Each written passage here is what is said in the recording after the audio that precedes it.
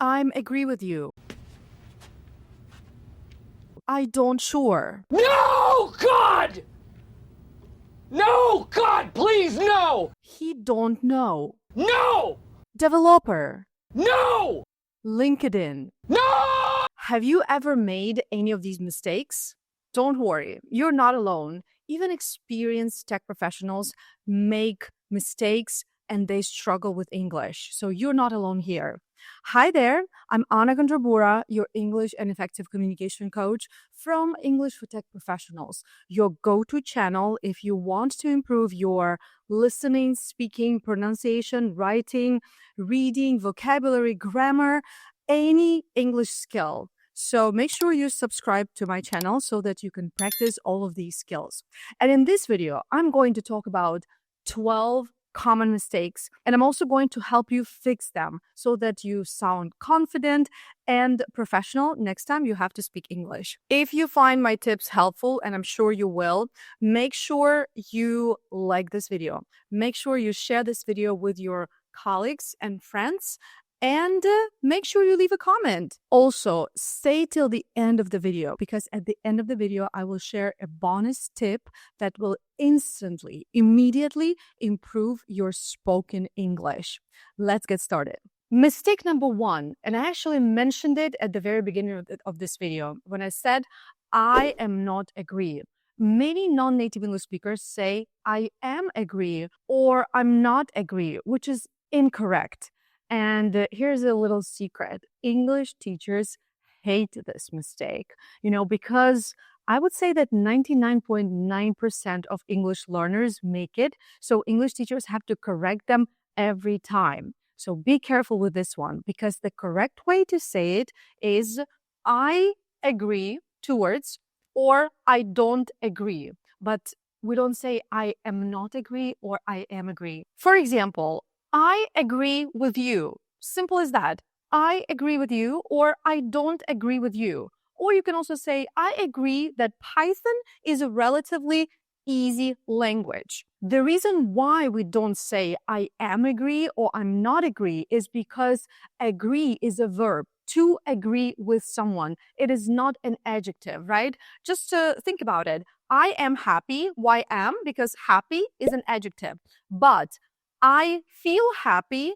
Feel is a verb. That's why we don't say I am feel happy. We just say I feel happy. So agree is the same. I agree with you. By the way, one more tip. To agree with somebody on something. For example, I don't agree with you on this topic, for example. So use on when you want to talk about the topic or the subject of agreement or disagreement. By the way, the verb disagree is the same. I disagree with you on something. I agree with you on something. I don't disagree, which sounds a little bit strange, by the way. But anyway, agree and disagree are verbs. That's why we don't say am agree or am disagree. Mistake number 2 is pretty basic. He don't know. I'm pretty sure you know that you should say he doesn't know or she doesn't know. And the reason for this is because we use does with he, she, and it when we talk about present. However, I believe that even if you know this rule that you should say he doesn't or she doesn't, when you start speaking, you can't remember it. So you make a mistake. And the reason why you make this mistake is because you lack speaking practice. Trust me, I'm learning Spanish, for example, and I'm making the same mistakes. I'm making those stupid, simple mistakes. And the reason for it, not because I don't know the rule, but the reason is because I don't have enough practice. So what should you do? You have to practice more. You have to practice speaking more. At the end of the video, I will give you a few tips. So stick around and watch this video till the end. But in the meantime, please remember that we use does with he, she, it when we talk about present events. He doesn't know. She doesn't know. For example, in the work situation, you can say he doesn't know about recent updates. So tell him. Mistake number 3 is a little bit opposite to mistake number 1 that we have just discussed. Have you ever said something like, I don't sure if the code works? I don't sure is wrong. In this case, we have to say, I am not sure if the code works. I'm not sure if the code works. And the reason for it is because sure is actually an adjective here, unlike agree, right? So I don't agree because agree is a verb, but I'm not sure because sure is an adjective. So I'm not sure if I agree with you. There you go. Two mistakes. Well, actually, they're not mistakes, but potentially you can make two mistakes in this sentence. I'm not sure if I agree with you. So please remember, I'm not sure. Mistake number 4. As an English instructor, I've heard this so many times. For example, I have a one-on-one lesson with a person who works in tech, and their job is a software engineer, a programmer, or a developer. That's what they say, but this is wrong. You don't say developer. This pronunciation is incorrect. You say developer. So every time I have a one-on-one lesson, by the way, if you are interested in one-on-one lessons, let me know in the comments. So when we're having this one-on-one lesson, I ask them, so what do you do? What is your job? And they say, I'm a developer. No. I'm a developer. Repeat after me. Developer. By the way, what's your job in tech? Let me know in the comments. Introduce yourself. Another pronunciation mistake that I personally hate, is when people say the word LinkedIn incorrect. So how do you pronounce the word LinkedIn? A lot of people, I would say that the majority of non-native English speakers, they say LinkedIn. Connect with me on LinkedIn. No, it's LinkedIn. So this word consists of two parts. Linked, connect, link in the past with ed, linked, not linked. The thing is that ed ending is not pronounced like id after k, right? Linked. It pronounced just like one letter, t, linked, link, ed, linked. And in, LinkedIn, you connect it all together, LinkedIn. Mistake number 6 is all about grammar and vocabulary here. A lot of times I hear people say, can you explain me this? Can you explain me this? Or can you explain me the problem? Or can you explain me this mistake? It is incorrect, because you are supposed to say, can you explain this problem to me? The thing is, in the English language, we always say to after explain. Explain something to somebody. Explain the problem to me. Explain this issue to the team. Are you following me? By the way, when I say, are you following me, I mean, do you understand what I'm saying? Are you following me? I hope so, right? So, for example, if you're not following me right now, you can say, Anna, can you explain this to me one more time? Can you explain this to me one more time? All right, I think we're good here. Okay, we are halfway through. You know what halfway through means? Halfway through, it means we have covered 6 mistakes and we have 6 more to go. So part 2, let's do it. Okay, moving on. Mistake number 7. As you can tell, I like to hold my little mini microphone. It just feels so much more easier. Oops, I just made the mistakes I wanted to talk about. More easy is incorrect. Easier is correct. It is so much easier to hold a microphone like this. This is what I mean. So, for example, at the workplace, you might hear people say, Python is more easy to learn than C++. It's wrong.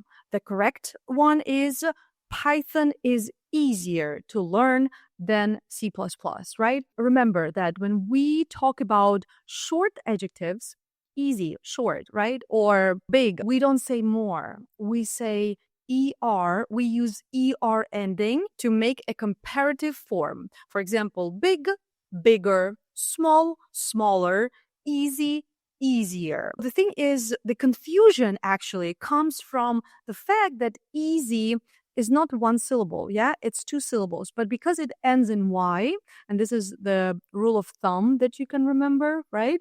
The general basic rule. If you have a 2-syllable adjective that ends in Y, you still use the ending ER and not more, right? Friendly, friendlier, easy, easier, and things like that. Mistake number 8, she learned fast. She learned fast. Or he learned fast. We are missing the ending, the S ending for the verb. She learns fast. He learns fast. It, AI learns fast. Again, this is similar to what we have already discussed in this video, right?